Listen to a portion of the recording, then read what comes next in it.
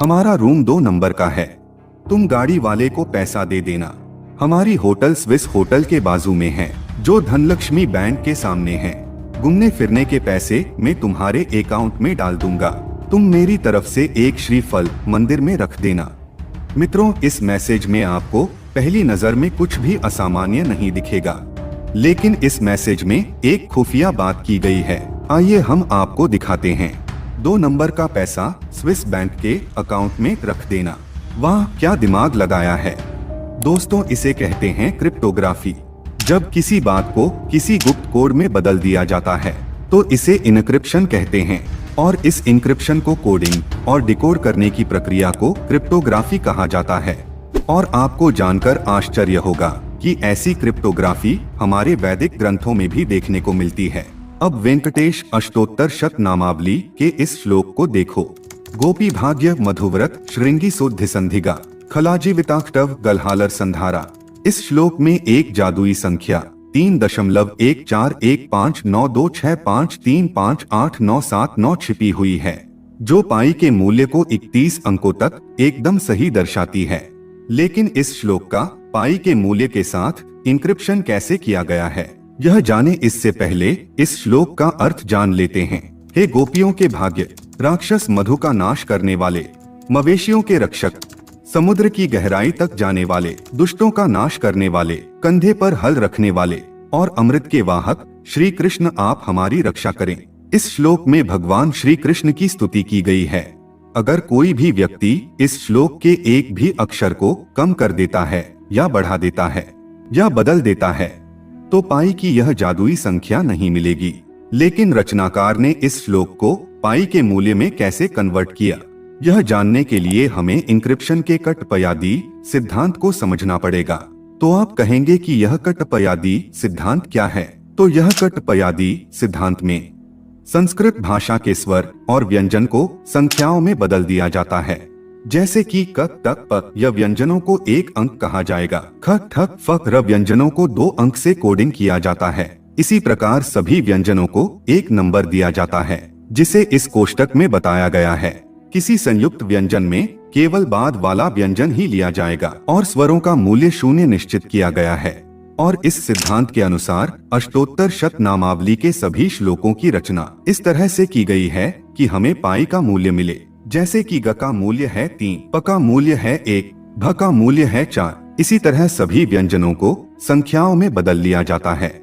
इस सिद्धांत में मात्राओं का कोई महत्व नहीं है, सिर्फ स्वर और व्यंजनों को ही अंकों में बदला जाता है। अब हम आपको दूसरी महत्वपूर्ण जानकारी देते हैं कि सिर्फ स्वर और व्यंजनों को ही नंबरों में नहीं बदला जाता था, लेकिन कई शब्दों को भी नंबर दिए गए हैं। जैसे कि ख, भू, आकाश, अभ्र के लिए 0 नंबर, भू, चंद्र, कु, शशि के लिए 1 नंबर, कर यानी हाथ 2 होते हैं, अश्विनी कुमार भी 2 है, नेत्र, यम, युग्म, दृश्य के लिए 2 नंबर, अग्नि, वहनी, गुण, अनल, राम के लिए 3 नंबर, क्योंकि अग्नि 3 प्रकार की होती है, जठराग्नि, चिताग्नि और भूताग्नि। राम भी 3 है, परशुराम, दशरथ पुत्र भगवान श्री राम और बलराम।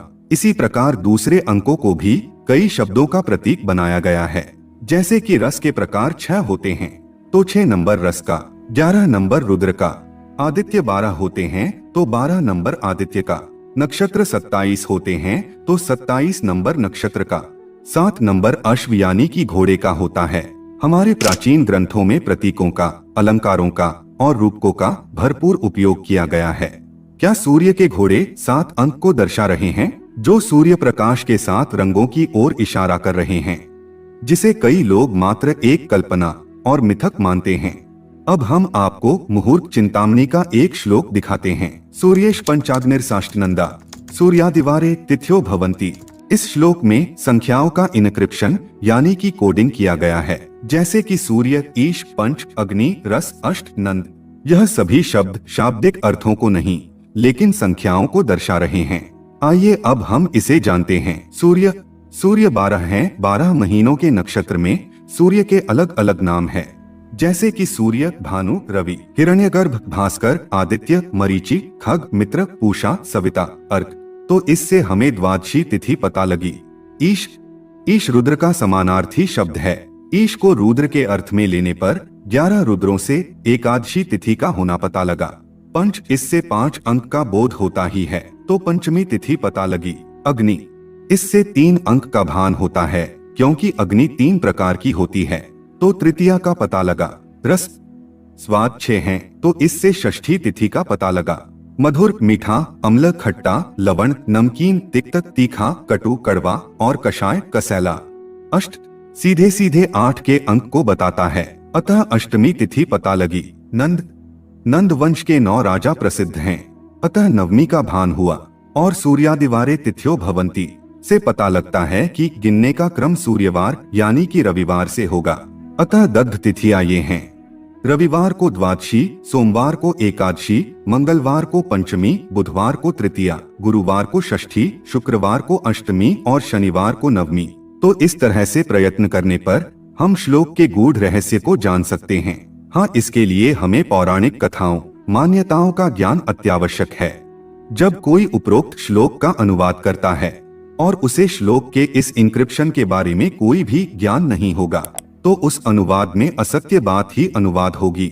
और ऐसा ही हुआ पाणिनि के व्याकरण ग्रंथ अष्टाध्यायी के साथ। इस ग्रंथ में एक श्लोक ऐसा था जो बता रहा था कि किसी शब्द पर 2 नियम एक साथ लागू होते हैं, तो शब्द किस तरह से बनेगा। और यह श्लोक इनक्रिप्शन के रूप में था, जिसे पिछले 2500 सालों से कोई डिकोड नहीं कर पाया था। लेकिन हमारे लिए गर्व की बात है कि हमारे भारत के एक छात्र ऋषिराज पोपट ने आज 2022 की साल में डिकोड कर लिया है। यह श्लोक के डिकोड हो जाने से हम संस्कृत के किसी भी शब्द के मूल तक पहुंच सकते हैं और कोई भी नया शब्द बना सकते हैं।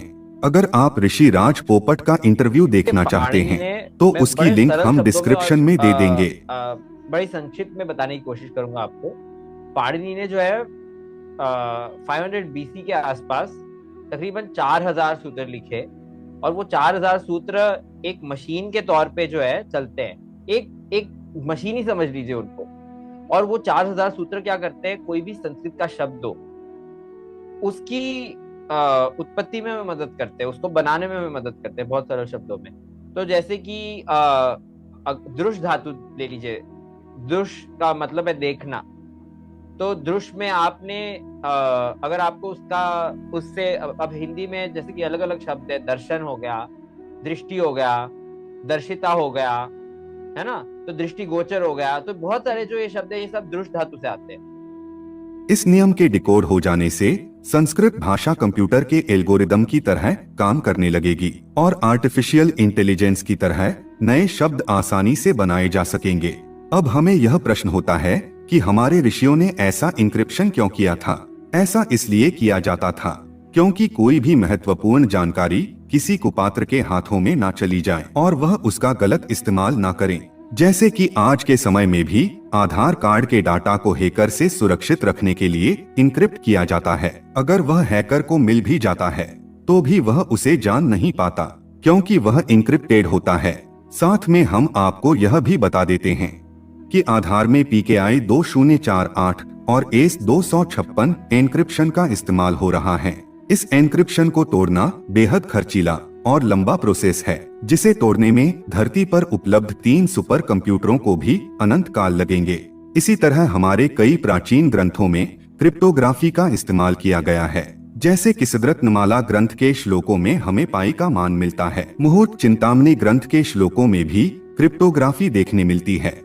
जैसे इस श्लोक में घर का क्षेत्रफल मापने का सूत्र गुड़ तरीके से दिया हुआ है। माधवाचार्य ने अपनी जा सारणी में साइन के मानों की सारणी बनाने के लिए दिए गए श्लोक भी पूरी तरह से इनक्रिप्टेड है, जिसमें साइन के मान दिए गए हैं। तो मित्रों, आपने देखा कि हमारे प्राचीन ग्रंथों में हमें पहली नजर में जो दिखाई देता है और जो हमें बताया गया है, उसके अलावा भी कई सारे गूढ़ रहस्य छिपे हुए हैं। हमारे ऋषि इन ग्रंथों से हमें कुछ और भी बताना चाहते थे। यह बात हमें हमेशा ध्यान में रखनी चाहिए। आज संस्कृत भाषा सिर्फ 25,000 लोगों तक ही सीमित रह गई है। उम्मीद करते हैं कि ऋषिराज पोपट जैसे और भी लोग संस्कृत में दिलचस्पी लेंगे। मित्रों, यह प्रस्तुति आपको पसंद आई है तो कमेंट में जय सनातन संस्कृति और हर हर महादेव अवश्य ही लिखना। और ऐसी ही महत्वपूर्ण जानकारी के लिए आप हमारे चैनल को सब्सक्राइब कर सकते हैं और प्रस्तुति को लाइक करना मत भूलिएगा। धन्यवाद।